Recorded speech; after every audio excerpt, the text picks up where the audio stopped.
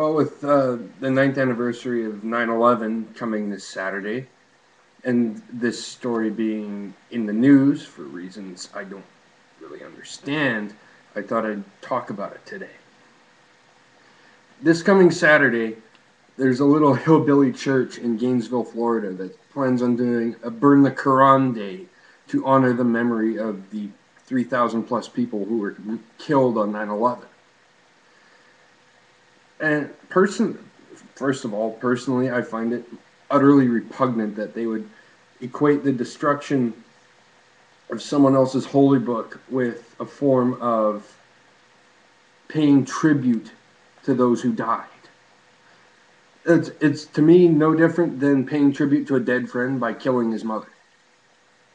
It's disgusting and vile and repugnant, and these people should be seen for what they are. They're hateful, xenophobic, paranoid, delusional loonies who follow a man who basically runs a little cult.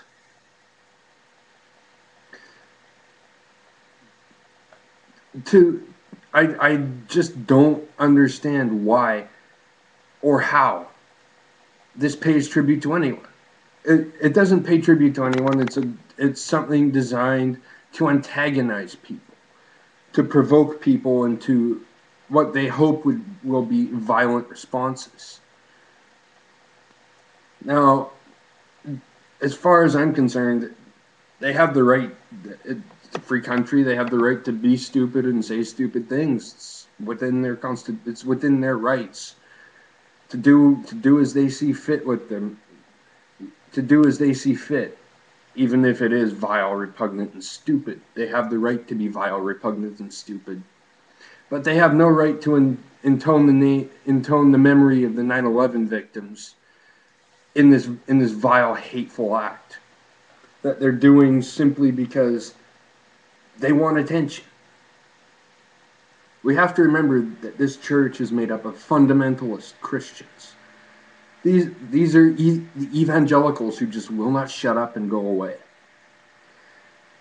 They thrive off of this. They want chaos. They want violence. They want war. They want death, because those things further their twisted vision of how the world is going to end. They don't want peace. They don't want love. They worship at the altar of war and chaos and violence. And that's what they're trying to incite here by doing this. And they've been successful to a degree.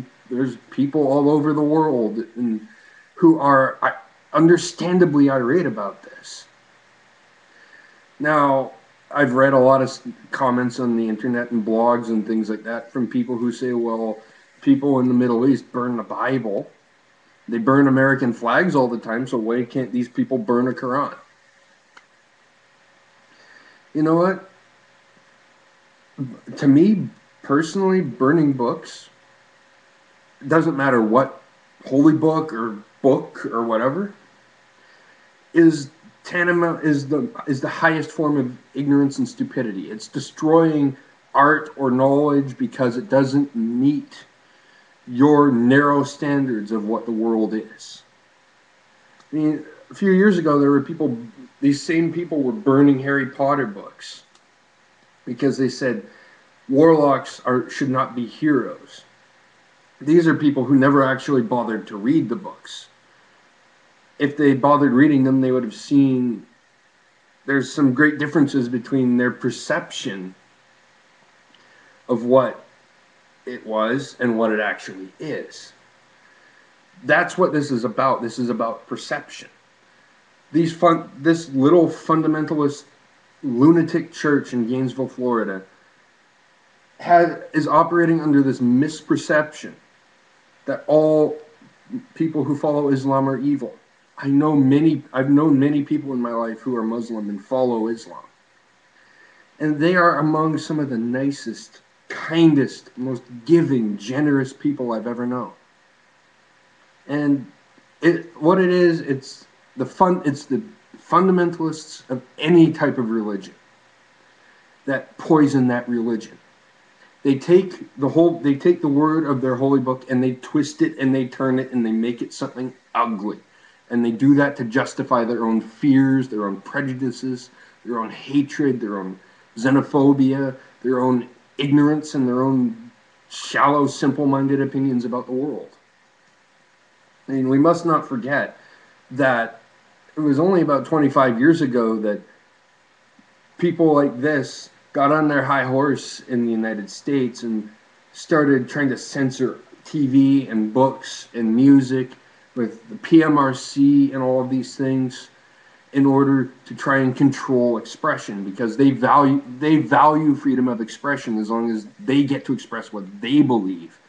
But if anyone else dares to express what they believe, oh my God, it's offensive. It has to be censored or banned. It's a continuation of the same. The burning of the Koran is just a continuation of the same sort of things that these type of people, fundamentalist religious zealots, were doing 500 years ago in the bonfires of the vanities in Italy, when they were burning jewelry and paintings and books and things and collected works of knowledge and things like that, because it didn't meet their narrowly construed view of the world.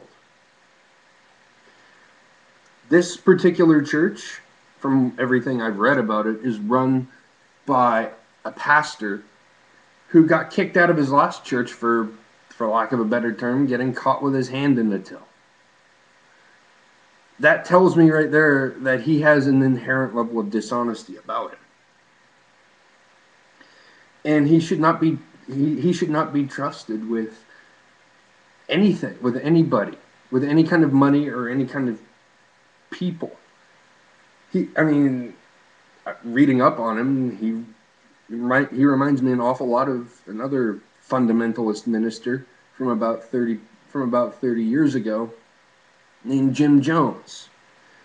And everybody knows what happened there. He took his flock from California to Guyana. Then he coerced them into committing mass suicide. This kind of lunacy it blows my mind. It blows my mind that in the 21st century, people can still be this ignorant towards others. It's despicable. It's thoroughly despicable that this so-called man of God wants to deface another group's religious beliefs just because of his fundamentalist view of a very warped part of reality, where, down is up, the sky is green, and the grass is blue, and the sea is air, and things like that. It's repulsive. And again, I'm not saying that these clowns don't have the right to do this. They have the right to be stupid if they want to be stupid. It's protected right there in the First Amendment of the U.S. Constitution. They have the right to be stupid and say stupid things if they want. But personally, I think there's a line that needs to be drawn. There's a line to be drawn, and when you're targeting a specific group of people with hatred, it becomes something else. To me, it stops being free speech and free expression, and it starts becoming something much, much different and much, much darker.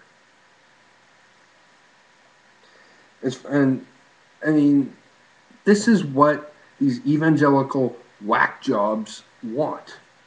They're out to provoke violence. They're out to provoke other people by doing the things they do and saying the things they say, because they've had a taste of political influence for the last 30 years or so, and they don't want to give it up. They don't want to shut up and go away.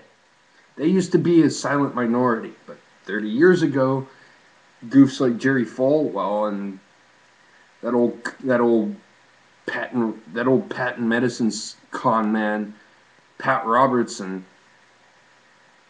convinced a lot of ignorant, stupid people that the best thing they could do is vote to bring Christian morals back into the government. And look what that's got. Look where that's gone.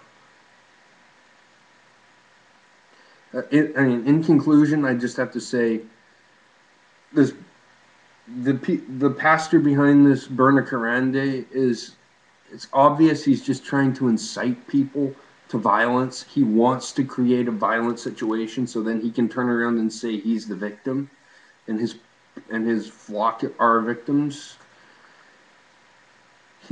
This is not about anything more than somebody's craven need, than some crazy person's craven need for attention. And it's sad and pathetic that this is the way he feels best to get it.